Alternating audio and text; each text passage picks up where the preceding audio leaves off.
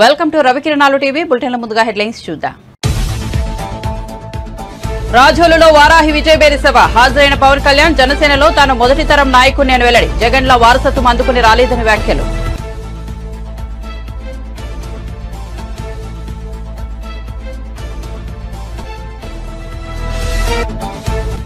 హైదరాబాద్ లో Congress social media కార్యకర్తలతో సమావేశంలో పాల్గొన్న రేవంత్ రెడ్డి హరీష్ రావు సవాల్ను ఖచ్చితంగా స్వీకరిస్తున్నారని, కష్టపడి తెచ్చిన ప్రభుత్వాన్ని కూల్చేయాలని చూస్తున్నారని వెల్లడి.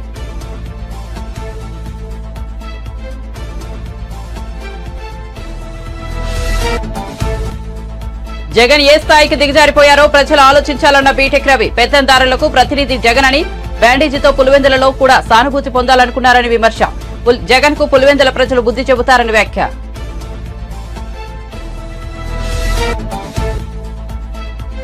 అధికారం పోగానే కేసీఆర్ కు పిచ్చి పట్టిందన్న మంత్రి కోమటిరెడ్డి వెంకటరెడ్డి. పార్టీ మూతపడే స్థితిలో ఉండటంతో వారికి ఎక్కడికి వెళ్లాలో అర్థం కావడం లేదని విమర్శ. హరీష్ కు రాజీనామా పత్రం ఎన్ని లైన్లు రాయాలో కూడా తెలియదన్న మంత్రి.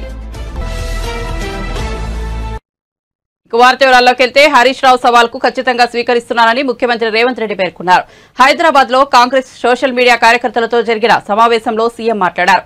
స్పీకర్ ఫార్మాట్ లో లేకుంటే రాజీనామా చెల్లదని తెలిపారు. కష్టపడి తెచ్చిన ప్రభుత్వాన్ని కూల్చేయాలని చూస్తున్నారన్నారు.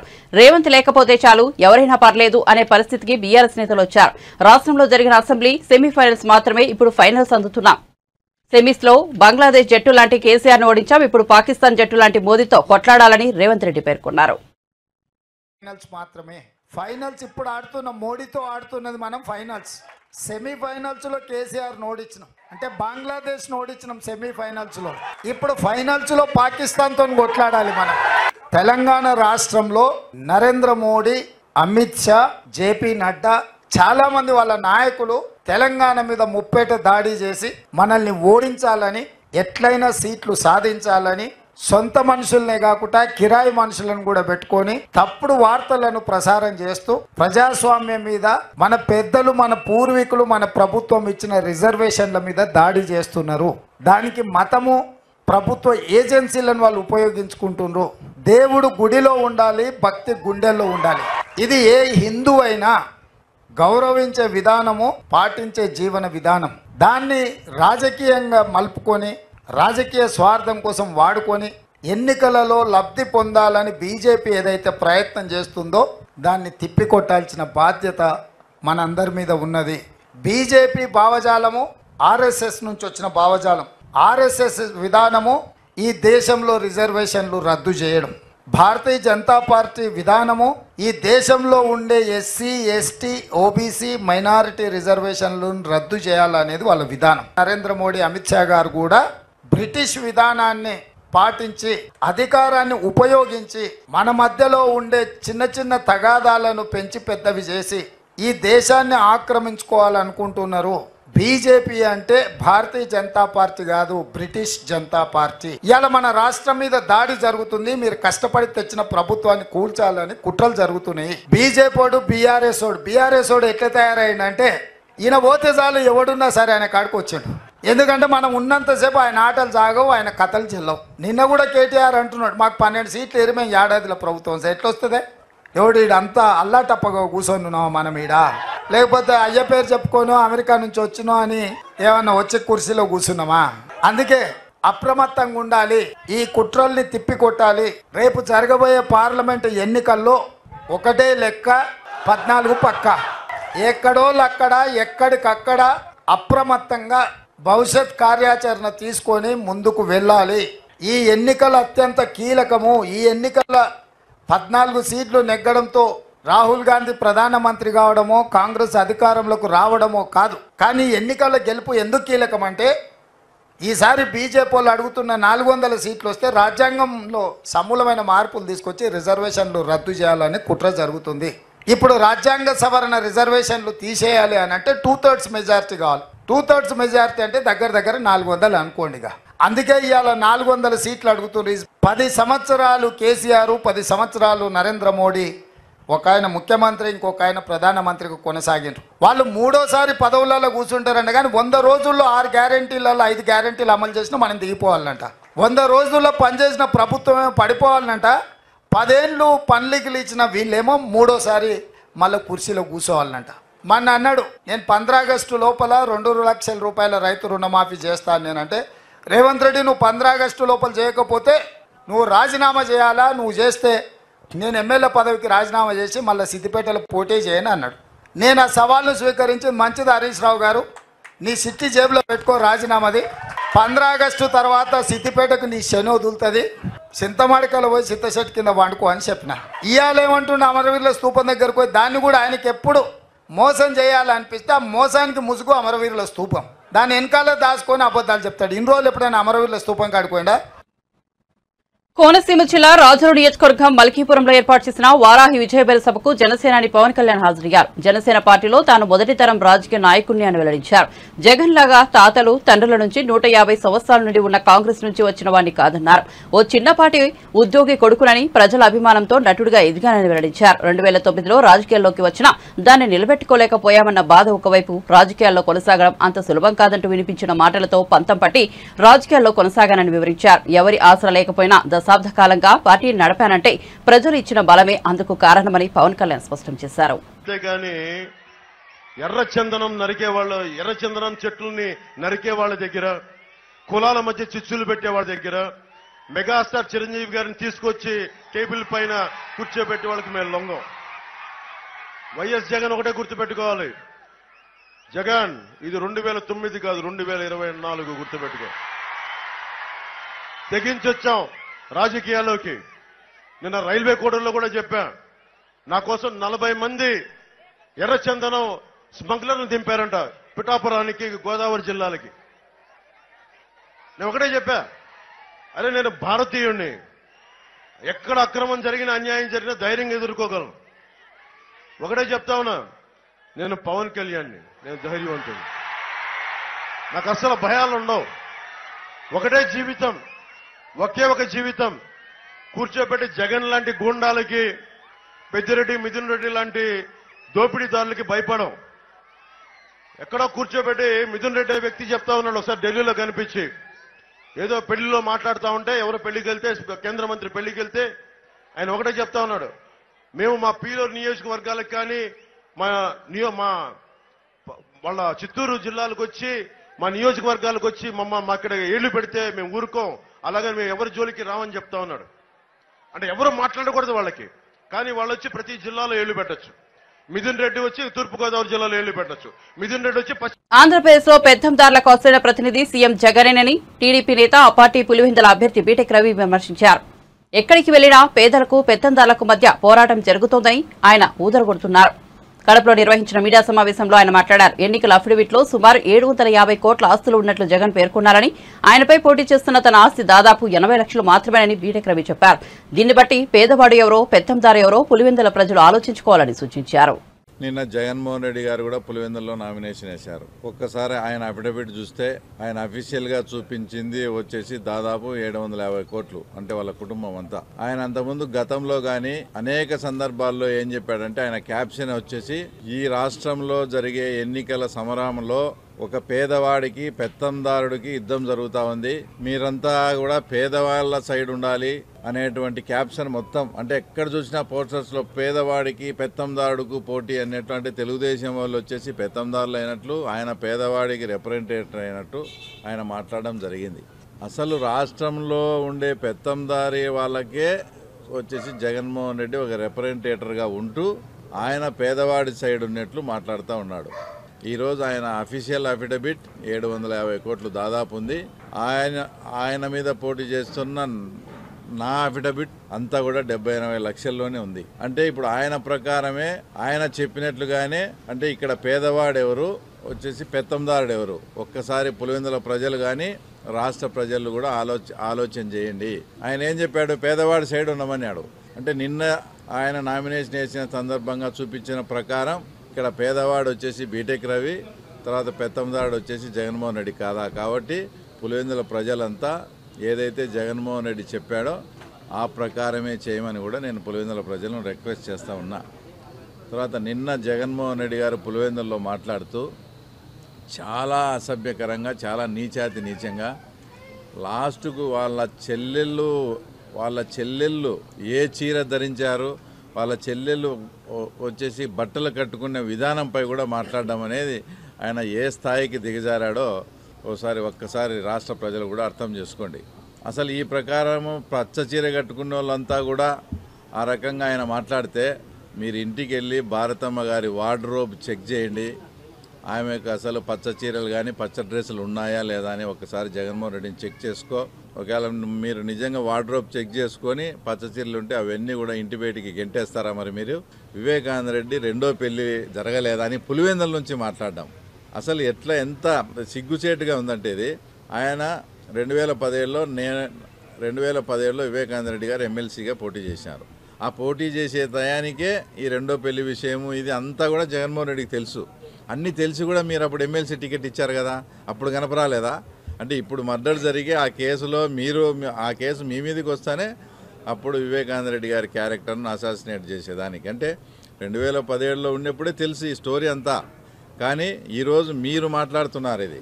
ఇంకోటి ఏంటంటే పులివెందులకు వచ్చినప్పుడు కూడా 2 రోజుల ముందు ప్లాస్టర్ లేదు, 2 రోజులకు వచ్చిన తర్వాత మళ్ళీ ప్లాస్టర్ పెట్టుకొని వచ్చాడు. అంటే అసలు పులివెందుల ప్రజల పట్ల ఆయనకి అంత అమాయకులు అనుకున్నాడా, లేక అంత వెర్రోళ్ళు అనుకున్నారా, లేక పులివెందుల్లో కూడా ప్లాస్టర్ వేసుకొని ఆ సానుభూతి సంపాదించుకొని పులివెందులో కూడా సానుభూతి ఓట్ల కోసం ఆయన ప్రయత్నం చేస్తూ ఉన్నాడంటే ఇంతకన్నా దారుణమైన విషయం. తర్వాత ఇంకోటి లేదు. నిన్న మీటింగ్ కూడా మేము నామినేషన్ వేసే కార్యక్రమానికి మీటింగ్ వచ్చినప్పుడు స్వచ్ఛందంగా సోషల్ మీడియాలో పిలిపిస్తే వేలాది మందిగా తరలివచ్చినారు. నిన్న జగన్మోహన్ రెడ్డి నామినేషన్కు పులివెందుల్లోనే డబ్బులు తర్వాత మద్యం సరఫరా చేసుకొని మనుషులను పిలిపించుకునే స్థాయికి వచ్చేసి ఈరోజు జగన్మోహన్ రెడ్డి దిగజారినారు. వైఎస్ఆర్ పార్టీ స్పష్టంగా మాకు కనపడతా ఉంది. కాబట్టి పులివెందుల ప్రజలు ఈసారి జగన్మోహన్ రెడ్డి అహంకారానికి పులివెందుల హామీలు అమలు చేయకుండా ప్రజలను కాంగ్రెస్ ప్రభుత్వం మోసగించిందని మాజీ మంత్రి బీఆర్ఎస్ నేత హరీష్ రావు విమర్శించారు. తన రాజీనామా పత్రాన్ని గన్ పార్క్లోని అమరవీరుల స్తూపం వద్ద మేధావులకు ఇచ్చి మాట్లాడారు. బాండ్ పేపరు సోనియా గాంధీ పేరిట లేఖ ఇచ్చి సీఎం మాట తప్పారన్నారు. బాండ్లకు కాలం చెల్లిందని ఇప్పుడు దేవుడిపై ప్రమాణాలు చేస్తున్నారని తెలిపారు. నిజమైతే గన్ పార్క్ దగ్గరికి రండి. ఈ గన్ పార్క్ దగ్గర అమరుల సాక్షిగా ప్రమాణం చేద్దాం. మేధావుల చేతుల్లో లేదా ఇక్కడున్న జర్నలిస్టుల చేతుల్లో మీ రాజీనామా నా రాజీనామా కూడా పెడదాం. ఆగస్టు 15లోగా ఏకకాలంలో 2 లక్షల రుణమాఫీ 100 రోజుల్లో అమలు చేస్తామన్నాయి. బాండ్ పేపర్ల మీద రాసిచ్చిన 6 గ్యారంటీలు అమలు చేస్తే నా రాజీనామా పత్రాన్ని నేరుగా స్పీకర్ గారికి ఇవ్వండి. నేను మళ్ళీ ఉప ఎన్నికల్లో పోటీ కూడా చెయ్యను అని ఇప్పటికే స్పష్టంగా చెప్పాను. ఒకవేళ 6 గ్యారంటీలు 2 లక్షల రుణమాఫీ చేయకపోతే మీ రాజీనామాను గవర్నర్ గారికి ఇవ్వడానికి మీరు సిద్ధంగా ఉన్నారా అని నేను అడుగుతా ఉన్నా. మీరు దేవుడి మీద ప్రమాణం చేసి ఒట్లు పెట్టుకొని బాండ్ పేపర్ల మీద రాసిచ్చిన హామీలు నిజమే అయితే రాజీనామా చేయడానికి ఎందుకు వెనకడుగు వేస్తున్నారు? మీరు రాజీనామాకు ముందుకు రావడం లేదంటే ఈ రాష్ట్ర ప్రజల్ని మరొక్కసారి మీరు మోసం చేస్తున్నట్టే లెక్క.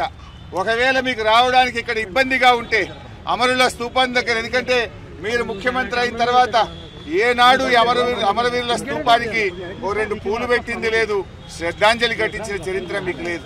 ఇది నిజంగా మా దురదృష్టం. అయినా కూడా ఈ ఒకవేళ మీకు రావడానికి ఇబ్బంది ఉంటే మీ పిఏ ద్వారా పంపండి లేదా మీ స్టాఫ్ ద్వారా పంపండి, మాకు అభ్యంతరం లేదు. కానీ మా ఆశల్లా మా ప్రయత్నం వల్ల ఈ రాష్ట్రంలో ప్రధాన ప్రతిపక్షంగా ప్రజలకు ఇచ్చిన హామీలు అమలు చేయించడమే మా కర్తవ్యం. మాకు ఇక్కడ రాజకీయాల కంటే కూడా పేద ప్రజల ప్రయోజనాలు ముఖ్యం. అవ్వా తాతలకు 4,000 రూపాయల పెన్షన్ రావాలి, రైతులకు 15,000 రైతు బంధు రావాలి, రైతులకు 2 లక్షల రుణమాఫీ జరగాలి, వడ్లకు మక్కలకు 500 బోనస్ రావాలి, రాష్ట్రంలోని మహిళలకు 2,500 రూపాయలు రావాలి. ఇవేమి మేము కొత్తగా అడుగుతున్నాయి కావు, ఇవేమి మా గొంతమ్మ కోరికలు కావు.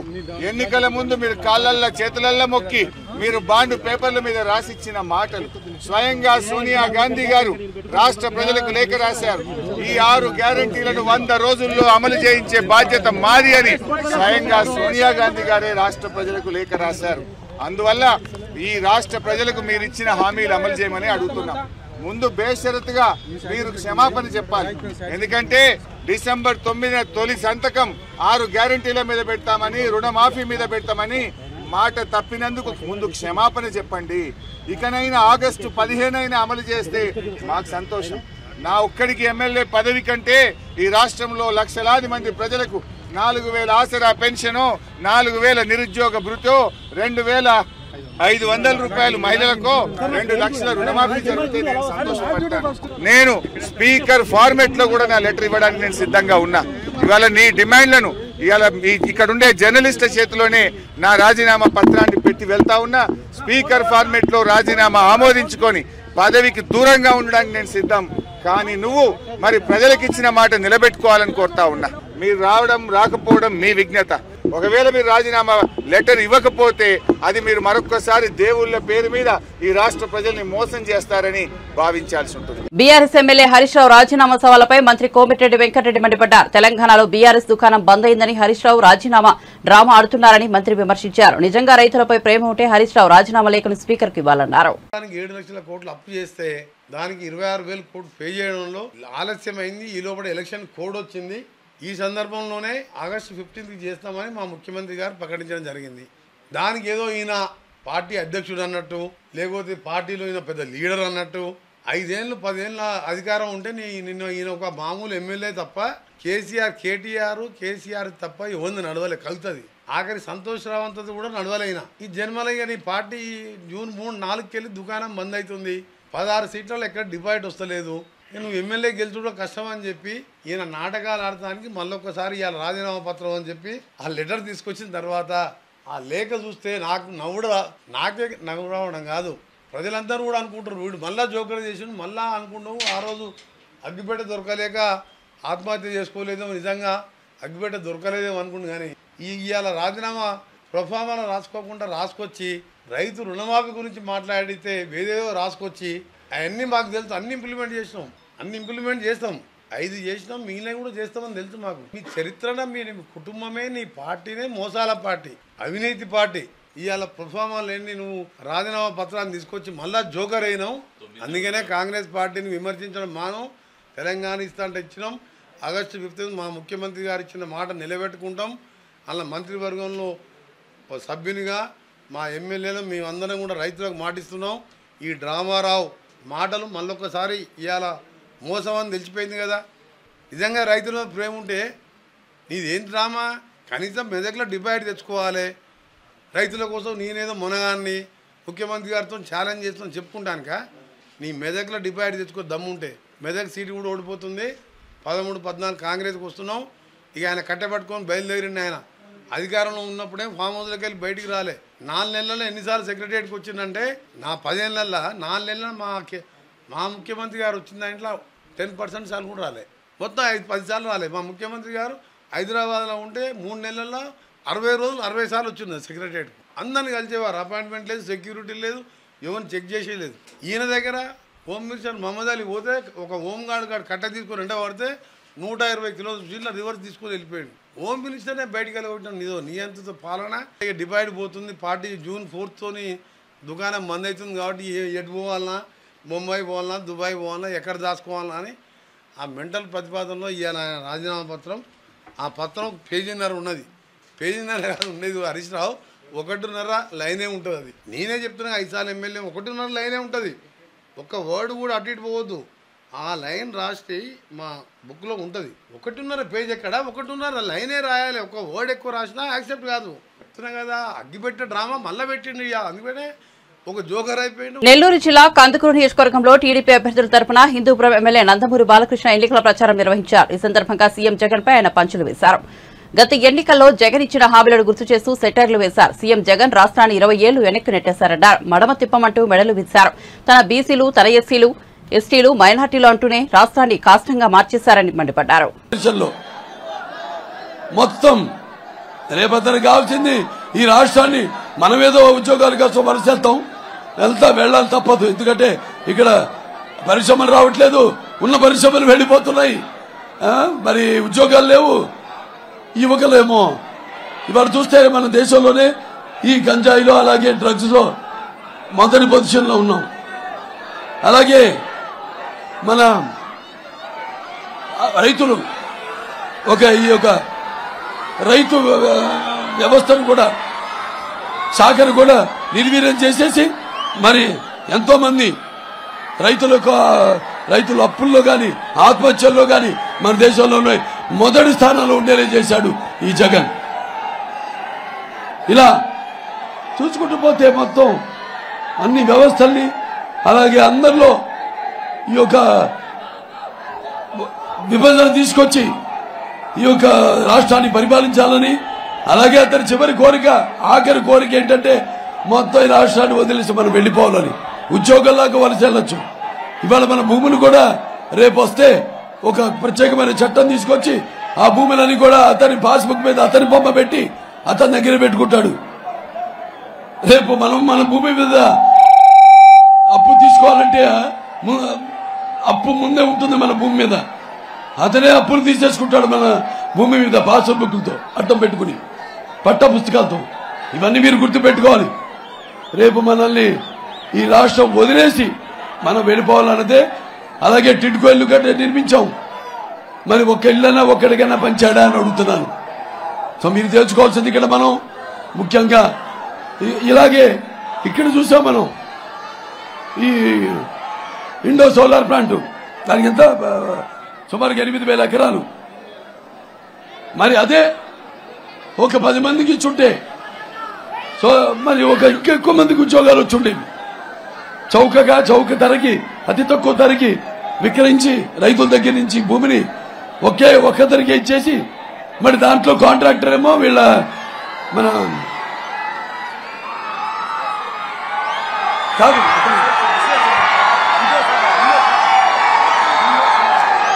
వాళ్ళ అల్లుడు శరత్ చంద్రారెడ్డి సార్, అది ఎవరో దానికేమో మరి దాంట్లో కాంట్రాక్టర్ ఏమో విజయసాయి రెడ్డి గారి అల్లుడు A2 ముద్దాయి. మరి ఇక్కడేమో ఈరోజు ఇక్కడ స్థానికంగా ఇంతకుముందు ఎమ్మెల్యేని తీసేసి మరి ఇంకో ఎమ్మెల్యేని తీసుకొచ్చారు పక్కన నియోజకవర్గం కనిగిరి నుంచి యాదవ్. మరి వాళ్ళ అక్కడ నియోజకవర్గంకి వెళ్ళి అడిగితే చెప్తారు ఆయన గురించి. మరి ఎక్కడ ఆయన చేసిన అరాచకాల గురించి, ఎక్కడ మట్టి తవ్వినా లేకపోతే ఎక్కడ ఇసుక తవ్వినా ఆయన పేరు చెప్తారు. అలాగే మరి ఆయన ఈ యొక్క ఇసుక తెరమికి నేతి బీరకాయలో నెయ్యి ఎంతుందో షర్మిల వ్యాఖ్యలో నిజం కూడా అంతే ఉందని ఏఏఓ పొన్నవోలు సుధాకర్ అన్నారు. ఇటీవల ఓ సభలో వైఎస్సార్ పేరును సీబీఐ ఛార్జ్షీట్లో చేర్చింది కాంగ్రెస్ పార్టీ కాదని స్వయంగా తన అన్న వైఎస్ జగనే అని వైఎస్ షర్మిల వెల్లడించారు. తన లాయర్ పొన్నవోలు సుధాకర్ రెడ్డి ద్వారా వైఎస్సార్ పేరును ఛార్జ్షీట్లో జగన్ చేర్పించారని ఆమె ఆరోపించారు. ఆ వ్యాఖ్యలకు పొన్నవోలు సుధాకర్ ప్రెస్ మీట్ పెట్టి కౌంటర్ ఇచ్చారు. ఈ సందర్భంగా ఆయన మాట్లాడుతూ ఒక అడ్వకేట్ గా తన మనసు చెల్లించి అన్యాయం నరకట్టేందుకు మీడియా ముందుకు వచ్చానని తెలిపారు. across the state and the country that what ఆమె నిన్న చెప్పినటువంటి పచ్చి అబద్ధాలకి నేను జవాబు చెప్తున్నాను. In my individual capacity, nothing to do with my official capacity and post. Because నా మీద చేసినటువంటి ఆరోపణలు, నేను ప్రైవేట్ అడ్వకేట్గా నేను ఆ రోజు చేసినటువంటి కేసుల మీద ఆరోపణలు చేసింది కాబట్టి నాకు హక్కు ఉంది, రైట్ ఉంది. నన్ను నేను రక్షించుకునేదానికైతే నా ఇంటిగ్రిటీ, నా ప్రొఫెషనల్ ఎబిలిటీ వీటిలన్నిటికీ I took it as pride. నా వ్యక్తిగత స్వాభిమానాన్ని గురించి నేను ప్రాణం ఇచ్చేవాడిని. కాబట్టి నన్ను వ్యక్తిగతంగా మలినం చేసింది కాబట్టి, హననం చేసింది కాబట్టి, పచ్చి అబద్ధాలు చెప్పింది కాబట్టి ఖచ్చితంగా I take it as a time to dispel what ఆమె నిన్న చెప్పినటువంటి దానికి నేను ఖచ్చితంగా జవాబు చెప్పాల్సిన పరిస్థితి వచ్చింది. అది ఉపోద్ఘాతం. ముఖ్యంగా మీరు వినుంటారు నిన్న అలిగేషన్స్ ఖచ్చితంగా ఒకసారి వినాల్సి వస్తుంది. మీరు ఈ అలిగేషన్స్ మీరు విన్న తర్వాత I will start my this thing.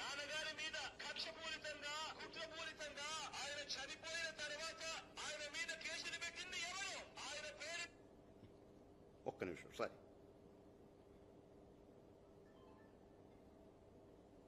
చివరకు సిబిఐ ఛార్జ్ షీట్ లో కూడా పెట్టింది ఎవరు? ఇదే జగన్మోహన్ రెడ్డి గారు చెప్తున్నారే Congress party CBI charge sheet లో రాజశేఖర రెడ్డి గారిని చేర్చింది అని. ఇంతమంది ముందు చెప్తున్నా, రాజశేఖర రెడ్డి గారి పేరును సిబిఐయో కాంగ్రెస్ తో చేర్చలేదు. రాజశేఖర రెడ్డి గారి పేరుని చేర్చింది నిజానికి జగన్మోహన్ రెడ్డి గారి లాయర్. జగన్మోహన్ రెడ్డి గారి లాయరే రాజశేఖర రెడ్డి గారి పేరు నిజానికి సిబిఐలో లేక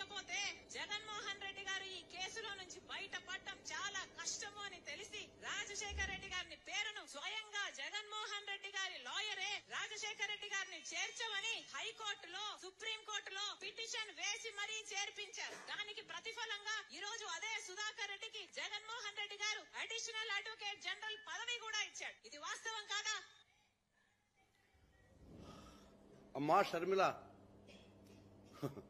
నేతి బీరకాయలో నెయ్యి ఎంత ఉందో నీ మాటల్లో అంత వాస్తవాలు ఉన్నాయి. మీ తండ్రి కోసం మహానుభావుడైనటువంటి ఒక గొప్ప వ్యక్తి అయినటువంటి చనిపోయిన మరణానంతరం ఆయన మలినం చేస్తుంటే, ఆయన పేరు బదనాం చేస్తుంటే, ఏ పాపము ఎరుగునటువంటి మీ అన్నని మలినం చేస్తుంటే, నేను నెల్లూరులో ప్రాక్టీస్ చేసుకుంటూ నేను ఒక అడ్వకేట్గా ఒక చలించిన హృదయంలో ఇంత అన్యాయం లీగల్గా జరుగుతుంటే ఎవ్వరూ నోరు తెరవకపోతే ఇది సమాజంలో అన్యాయం అని చెప్పి భారతంలో ఒక పద్యం గుర్తుకొచ్చింది నాకు. 5వ పర్వంలో సారపు ధర్మమును విమల సత్యము చెడు వారిని అవస్థ పారము చే బొంకు దక్షులు ఎవ్వారులు ఉపేక్షిస్తాయి. If satya and dharma is curtailed before your eyes, those who are capable of preventing it keep quiet as mute spectators and dumb witnesses. It is those that are going to perish but not satya and ధర్మ.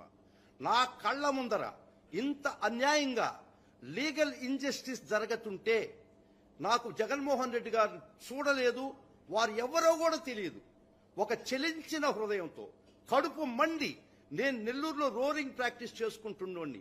ఇది అన్యాయము, అక్రమం, ఈ విధమైనటువంటి case false case అని నా మనసు చెలించి, మీకు బంధుత్వాలు నాకు ఆత్మబంధువులు గారు, మీరు రక్త బంధువులు కూడా కాదు, ఒక అన్యాయాన్ని అరికట్టడానికి నేను ఒక కేసు వేయడం జరిగింది.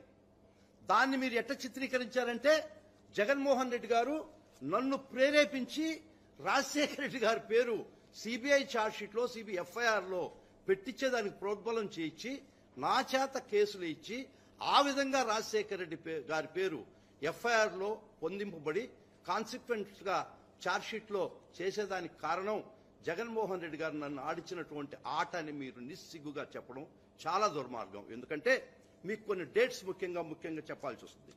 2010లో కాంగ్రెస్ సంబంధం లేదు, సిబిఐకి సంబంధం లేదని మీరు చెప్పారు. ఇప్పుడు నేను చెప్పిన తర్వాత మీరు ఏం ఆలోచిస్తారో చెప్పండి, జవాబు చెప్పండి నాకు. 2010లో మీ కాంగ్రెస్ ఎమ్మెల్యే శంకర్ రావు హైకోర్టుకు ఒక లెటర్ రాశాడు. రాజశేఖర్ రెడ్డి గారి మీద అలిగేషన్స్ పెడుతూ రాజశేఖర్ రెడ్డి గారే ప్రజాస్వామ్యం దోచినాడని చెప్పి మీ కాంగ్రెస్ ఎమ్మెల్యే శంకర్ రావు హైకోర్టుకు లెటర్ రాయడం జరిగింది. 2011లో కూడా మళ్ళా ఇంకొక లెటర్ రాయడం జరిగింది. Dates are more important. 2010 and 2011 దాన్ని హైకోర్టు వారు టేకన్ అప్ రిట్స్ గా తీసుకొని 2 రిట్స్ గా చేశారు. 794 ఆఫ్ 2011 అండ్ 1 మోర్ రిట్. ఈ 2 రిట్లు టేకన్ అప్ ఫైల్ తీసుకొని విచారణ మొదలుపెట్టేటప్పటికి తెలుగుదేశం పార్టీకి సంబంధించినటువంటి ఎర్రం నాయుడు ఇదే allegations, more or less same allegations తో ఇంకొక రిట్ పిటిషన్ వేయడం జరిగింది. మంత్రి పదవుల్లో ఉన్న వాళ్ళు చాలా జాగ్రత్తగా మాట్లాడాలని, మాట్లాడే ప్రతి మాటకు నిబద్ధత ఉండాలని ఏపీ విద్యాశాఖ మంత్రి బొత్స సత్యనారాయణ అన్నారు. ఏపీ పరిస్థితులపై కేంద్ర మంత్రి పీయూష్ గోయల్ చేసిన వ్యాఖ్యలను శుక్రవారం మీడియా ముఖంగా మంత్రి బొత్స ఖండించారు. కేంద్ర మంత్రి వ్యాఖ్యలు సరికాదు, పీయూష్ గోయల్ ఏది పడితే అది మాట్లాడుతున్నారన్నారు. విద్యాశాఖపై వస్తున్న కథనాలు నిరూపించాలన్నారు. నిజం లేదు కనుకే తప్పుడు కథనాలు ప్రచారం చేస్తున్నారని బొత్స కౌంటర్ ఇచ్చారు. కొన్ని పత్రికలు దురుద్దేశంతో తప్పుడు కథనాలు రాసి ప్రజలను నమ్మించాలని చూస్తున్నాయన్నారు. ఈ రాష్ట్ర మా ప్రభుత్వం మాఫియా ప్రభుత్వం అంట, ఏదో మాట్లాడుతున్నారు. గురువింద కిందకి వచ్చి దాన్ని మచ్చ తిరిగినట్ట ఆయన వచ్చి రాష్ట్ర ప్రజలు, దేశ ప్రజలకి ఏం చేశారో గత 5 సంవత్సరాల్లో 10 సంవత్సరాలు ఏ విధంగా జరిగిందో అందరికి తెలుసు. ముందుగా రైల్వే జోన్ విషయానికి వద్దాం. రైల్వే జోన్ కి సంబంధించి 52 ఎకరాలని ముడసల్లో వాళ్ళు జోన్ కట్టుకోవడానికి ఆ సైట్ నుంచి అలకేట్ చేసి దాన్ని ఇక్కడ రైల్వే జోన్ ఏర్పాటు చేయాలనేది విభజన చట్టం వచ్చిన తర్వాత 2014లోనే ఆ డిస్కషన్ జరిగింది. ఒప్పందం కూడా జరిగింది, అగ్రిమెంట్ కూడా సైన్ చేశారు. 2014 నుంచి 19 వరకు గోయల్ గారు ఎవరు ముఖ్యమంత్రి రాష్ట్రానికి చెప్పండి? చేతకాని దద్దమ్మల ముఖ్యమంత్రి గారిని మీరు కుటుంబంలో ఉండి మీరందరూ ఉండి మామయ్య ఎంత రాస్తారంటే అలాగా. నేను చెప్తున్నవన్నీ కూడా వాస్తవాలు, అబద్ధాలు కాదు, డాక్యుమెంట్ ఎవిడెన్స్ తో చెప్తున్నాను. 19లో మా ప్రభుత్వం వచ్చిన తర్వాత మళ్ళీ దాని మీద ఎవరైతే అక్కడ కొంతమంది హక్కుదారులు మేము హక్కు మాకు ఉంది, మాకు ఇక్కడ డిఫామ్ పట్టాలు ఇచ్చారు, లేదా ఇంకో పట్టాలు ఆక్యుపేషన్ ఉందని ఎవరైతే చెప్పుకొస్తున్నారో వాళ్ళందరినీ వికెట్ చేయించి రైల్వే వాళ్ళు జీవీఎంసీ వాళ్ళు కలిపి జాయింట్ ఇన్స్పెక్షన్ చేసి కూడా చేసి వాళ్ళకి వచ్చి ల్యాండ్ అప్ చెప్పాం ఈ సంవత్సరంలో. ఇది వాస్తవం కాదా? అధికారులు కూడా మాలో ఒక రైల్వే అధికారులు ఒక 5 అధికారులు, మా జీఎంసీ ఒక 5 అధికారులు, రైల్వే సైడ్ వచ్చి 5 జీఎంసీ 2 పేరుతో సహా. ఇంకో దానికి ఇచ్చిన జీఎంసీ కమిషనరు ఇక్కడ డిఆర్ఎంకి వచ్చి హ్యాండ్ ఓవర్ చేసుకుని ఇచ్చిన లెటరు. ఇవన్నీ మీకు షేర్ చేస్తాను, మీరు చూసుకోండి. ఎందుకు ఇంత పచ్చి అబద్ధాలు ఆడలేక మా మధ్యలో వచ్చి బాగా వాయించలేదు బ్రహ్మాండంగా ఆడేదని నేను చెప్పడానికి. ఆ రోజు రైల్వే మంత్రి కదా, మీ కూటమిలోనే కదా 14లో వచ్చారు. సేమ్ కూటమి 14లో కూడా కూటమే కదా. మరి అప్పుడు నీ కూటమిలోనే ముఖ్యమంత్రి కదా చంద్రబాబు నాయుడు. ఎందుకు నువ్వు రైల్వే మంత్రిగా చేయలేకపోవు? ఎందుకు మళ్ళీ వచ్చి ఈ రోజు వచ్చి పెద్ద కబుర్లు పెద్ద మాటలు దేనికోసం? నిజంగా నీకు రాష్ట్రం మీద అభిమానం ఉంటే, మీకు ఈ ప్రజల పట్ల మొక్క ఉంటే, ఈ ప్రాంత అభివృద్ధి పట్ల మీకు ఏమైనా ఏసమంతేనా మీకు సదాభిప్రాయం ఉండి చేయాలని తపన ఉంటే, ఏదో నేను కేంద్ర మంత్రిని వచ్చి మాట్లాడితే అది చెల్లుతుంది. నాకున్న డప్పా కొట్టిన ఆ 2 పత్రికలు ఈనాడు ఆంధ్రజ్యోతి లేకపోతే T5 లేకపోతే ఏబిఎన్ ఈనాడు వేస్తారు అనుకుని ఈ డప్పాలు ఎందుకు చెప్పు? బులెటిన్ ముగించే ముందు హెడ్లైన్స్ మరోసారి చూద్దాం. రాజోలులో వారాహి విజయబేరి సభ హాజరైన పవన్ కళ్యాణ్ జనసేనలో తాను మొదటి తరం నాయకుడిని అని వెల్లడి. జగన్ల వారసత్వం అందుకుని రాలేదని వ్యాఖ్యలు.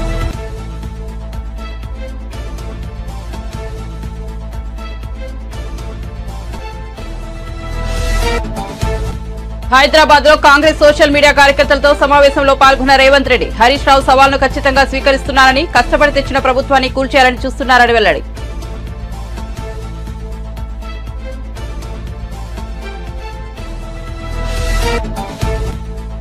జగన్ ఏ స్థాయికి దిగజారిపోయారో ప్రజలు ఆలోచించాలన్న బీటెక్ రవి. పెత్తందారులకు ప్రతినిధి జగన్ అని, బ్యాండేజీతో పులివెందులలో కూడా సానుభూతి పొందాలనుకున్నారని విమర్శ.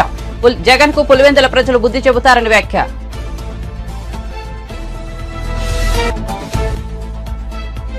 అధికారం పోగానే కేసీఆర్ కు పిచ్చి పట్టిందన్న మంత్రి కోమటిరెడ్డి వెంకటరెడ్డి. పార్టీ మూతపడే స్థితిలో ఉండటంతో వారికి ఎక్కడికి వెళ్లాలో అర్థం కావడం లేదని విమర్శ. హరీష్ కు రాజీనామా పత్రం ఎన్ని లైన్లు రాయాలో కూడా తెలియదన్న మంత్రి. మరిన్ని అప్డేట్స్ కోసం చూస్తూనే ఉండండి రవికిరణాలు టీవీ.